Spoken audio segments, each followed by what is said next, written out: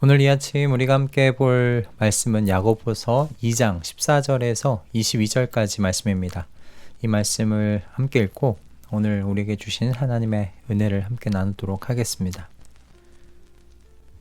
나의 형제 자매 여러분, 누가 믿음이 있다고 말하면서도 행함이 없으면 무슨 소용이 있겠습니까? 그럼 믿음이 그를 구원할 수 있겠습니까?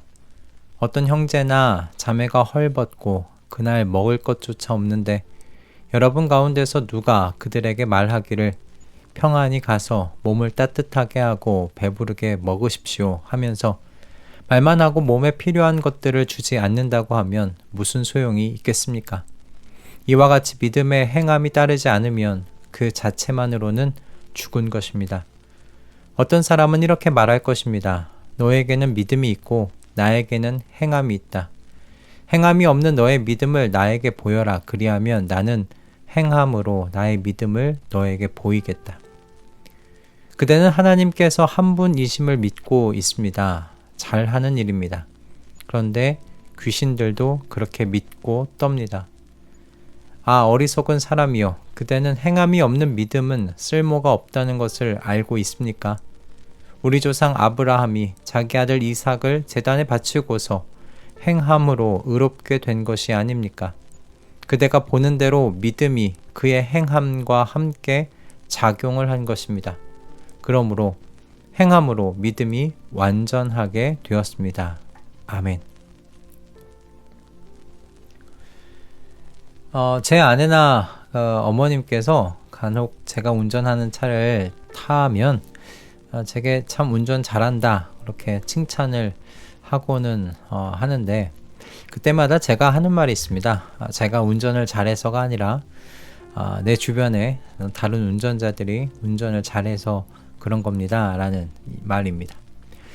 내 주변의 운전자들이 예상과 달리 깜빡이를 켜지 않고 차선을 변경한다든지 신호등의 신호와 다르게 운전을 했다면 지금처럼 저는 안전하게 운전할 수 없었을 겁니다. 아니 제 스스로가 어쩌면 불안해서 차를 몰고 나가지 못하지 않았을까 싶습니다.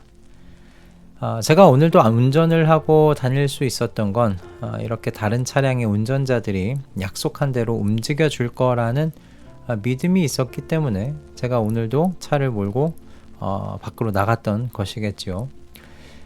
사실 이처럼 믿음과 행동은 분리가 불가능한 것입니다. 잠실에 있는 여러분 롯데월드타워의 엘리베이터 한번 생각해 보십시오. 그것을 탈 수 있다는 건 이 엘리베이터가 안전할 것이라는 믿음이 있기 때문 아니겠습니까? 엘리베이터 안에 있는 안전점검 통과에 대한 그 서명을 보고 이거 얼마 안 됐구나 생각하면서 고장 없이 올라가고 내려갈 거라는 그 믿음이 있기 때문에 그렇게 높은 고층의 엘리베이터 탈 수 있는 것 아니겠습니까? 만일 엘리베이터가 안전하게 운행될 거라는 믿음이 없으면 저는 아마도 층계로만 이동할 겁니다. 세상에서 볼 수 있는 대부분의 이와 같은 행동들은 이처럼 믿음, 신뢰가 밑바탕에 깔려 있는 것들이죠. 그런데 왜 하나님에 대한 믿음에는 순종이라는 행동을 분리하려고 하는지 모르겠습니다. 오늘 우리가 읽은 이 야고보서의 말씀은 그가 무엇을 이야기하려고 하는지 헷갈릴 것 없는 말씀이죠. 그가 말하고자 하는 바가 너무나 명확합니다. 그는 행함이 따르지 않는 믿음은 거짓 믿음, 죽은 믿음이라고 분명하게 반복적으로 이야기합니다. 행함이 따르지 않는 믿음은 그러니까 하나님께서 모르시는 믿음이라는 거죠. 왜 믿음을 두고 하나님께서 모르시는 믿음이다 라고 이렇게 표현을 하냐면 믿음이 사실 이 지적인 문제가 아니기 때문에 그렇습니다. 그것은 관계의 문제입니다. 믿음은 관계에 대한 용어입니다. 믿음이 관계에 대한 문제이기 때문에 이 믿음에는요 양적인 그리고 질적인 차이는 생겨날 수가 있어요. 많이 알 수도 있고 적게 알 수도 있어요. 얕게 믿을 수 있고 또 깊이 있게 믿을 수도 있죠. 점점 더 잘 믿을 수도 있고요. 점점 더 믿음이 약해질 수도 있어요. 왜요? 믿음은 관계에 대한 문제이기 때문에 그렇습니다. 그러나 점점 믿음이 단단해지든지 약해지든지 여러분 믿음이요. 그저 그 자체로 참된 믿음이기만 하다면요. 이 믿음은 어떤 식으로든 보여지는 행동으로 스스로를 증명하게 된다는 말씀입니다.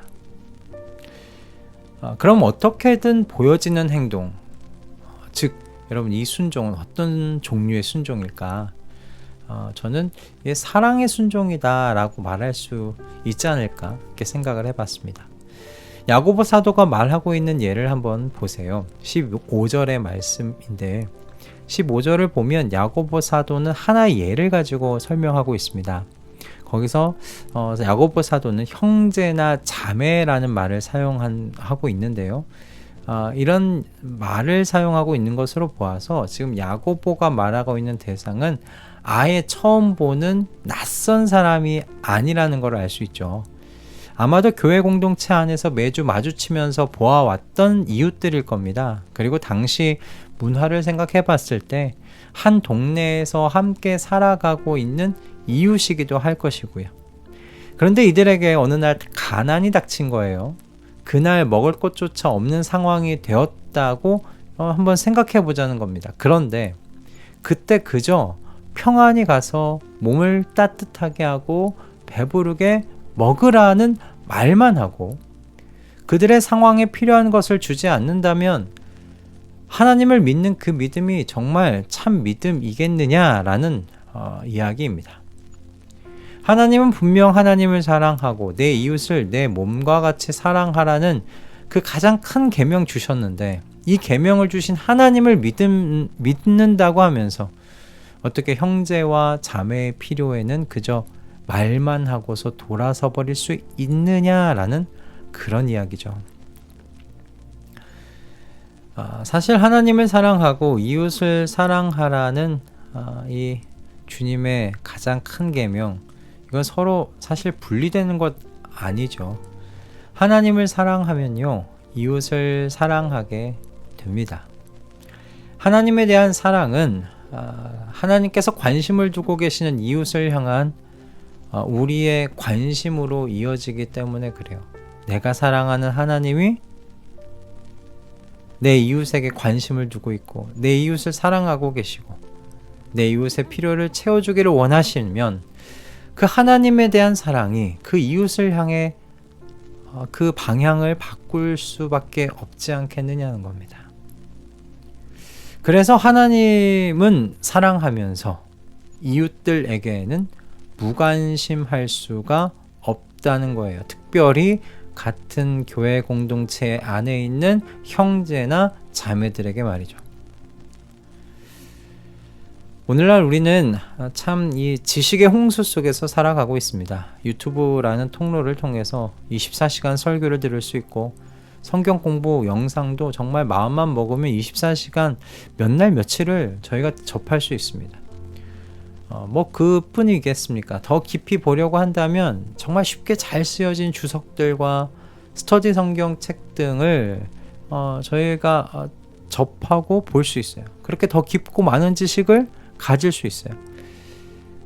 그런데 그에 비해서 우리의 행함은 어떤가라는 겁니다. 그렇게 지식은 깊어지고 있는데 지식은 넓어지고 있고 지식은 쌓여만 가는데 우리의 행함은 어떤가라는 겁니다. 하나님과의 깊어진 관계는 여러분 지식을 통해서 증명되는 것이 아닙니다. 우리의 말과 우리의 입으로 증명되는 것이 아닙니다. 관계는요, 그 행동으로 증명된다는 것을 잊지 아니하시는 우리 가족들 되시기를 소원합니다. 하나님을 믿는 믿음이 깊어질수록 우리의 삶 속에서 그리스도의 삶이 그대로 재현되어 나타나기를 소망합니다. 우리를 사랑하심으로 말미암아 십자가를 지신 것과 같이 우리도 이 주님의 삶을 살아내기를 기도합니다. 우리의 삶이 십자가를 살아낼 수 있기를 이 아침 우리 함께 기도하시면서 이 한 날 시작하셨으면 좋겠습니다. 기도하겠습니다. 주님, 가짜 믿음은 행함이 없는 믿음입니다. 오로지 자신을 위한 행함으로만 가득한 믿음입니다. 이런 믿음은 주님께서 모르시는 믿음입니다. 사랑이신 주님을 우리는 믿습니다. 그러니 우리의 삶 속에서 이웃을 향한 사랑의 순종, 사랑의 행함이 나타날 수 있기를 소원합니다. 주님을 알아갈수록 우리의 행함도 그 깊이와 너비가 확장되어 갈 수 있도록 주님 역사하여 주시옵소서. 주님의 성령께서 우리를 온전히 통치하시사 우리의 이 소원을 이루도록 도와 주시옵소서. 예수 그리스도의 이름으로 기도드립니다. 아멘.